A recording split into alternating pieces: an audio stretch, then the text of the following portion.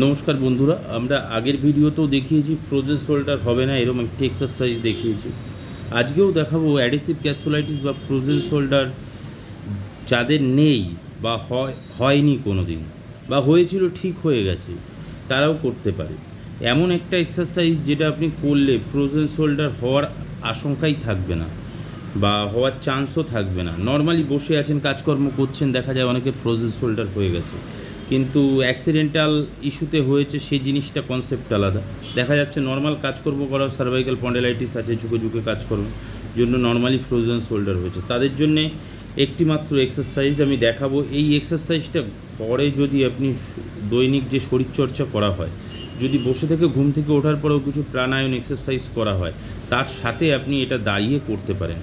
আমি দেখাই এক্সারসাইজটা কীভাবে। আপনি সোজা হয়ে দাঁড়ালেন, সোজা হয়ে দাঁড়ালেন, সোজা হয়ে দাঁড়িয়ে হাতটাকে ক্লকওয়াইজ ঘড়ির কাঁটার দিকে ঠিক এরম 10 বার ফুল, মানে হাতটা যতটা ঘুরুন, তাকাতে হবে সোজা, যতটা ঘুরুন, যতটা ম্যাক্সিমাম বড় করা যায় গোলটা ততটা, ঠিক উল্টো দিকে আবার 10 বার। এই এক্সারসাইজটা যাদের ফ্রোজেন নেই, কোনো দিন হবে না তারা যদি করতে পারে। যাদের ফ্রোজেন হয়েছিল, হাত পুরোপুরি ঠিক হয়ে গেছে, পুরো এরম ফুল রোটেশন হচ্ছে, তারাও করতে পারেন। তাহলে কোনো দিন ফ্রোজেন শোল্ডার হওয়ার চান্স থাকবে না বা আশঙ্কা নেই বললেই চলে।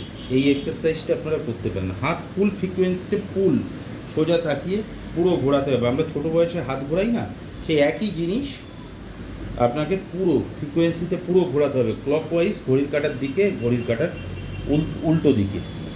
আর বসে বসে আর একটা জিনিস আপনি করতে পারেন, ঘাড় নর্মালি 1 2 3 4 5, 1 2 3 4 5, 1 2 3 4 5, এটা 10 বার, এই সাইডে 10 বার, 1 2 3 4।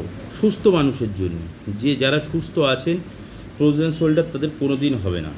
সাইড করে নিয়েছি ব্যাক, 1 2 3 4, 1 2 3 4। এইগুলো নর্মালি যদি আমরা করি, দেখা যায় সার্ভাইকাল এফেক্টেডও হবে না।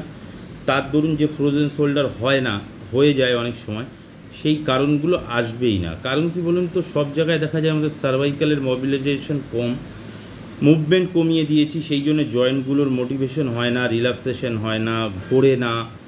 সেই জন্যেই কিন্তু বেশিরভাগই হয়। এখান দিয়ে নার্ভগুলো সার্কুলেশন প্রপারভাবে আমাদের শোল্ডারে আসে না, তারপরে সাইনোভিয়াল ফ্লুইড জাম হয়ে যাওয়া, এইগুলো হওয়ার জন্যই ফ্রোজেন হয়। তো আপনি যদি এই 2-3টে এক্সারসাইজ আপনারা সারা জীবন করে যেতে পারেন, জীবনে ফ্রোজেন হবেই না আর হওয়ার আশঙ্কাও থাকবে না। কিন্তু হওয়ার পরে আপনি কিন্তু এই এক্সারসাইজ প্রপার তখন গাইডেন্স মেনে আপনাকে করতে হবে ফিজিওথেরাপিস্টের, বা যেটা বলেছি আইস দিয়ে করতে হয়, সেগুলো পরে, সেগুলো অন্য ব্যাপার। যাদের ফ্রোজেন নেই তাদের জন্য এই এক্সারসাইজগুলো যথেষ্ট। তাদের ফ্রোজেন কোনো দিন হবে না, যাদের নেই বা হয়ে ঠিক হয়ে গেছে, তারাও যদি করে, তাদেরও জীবনে হবে না।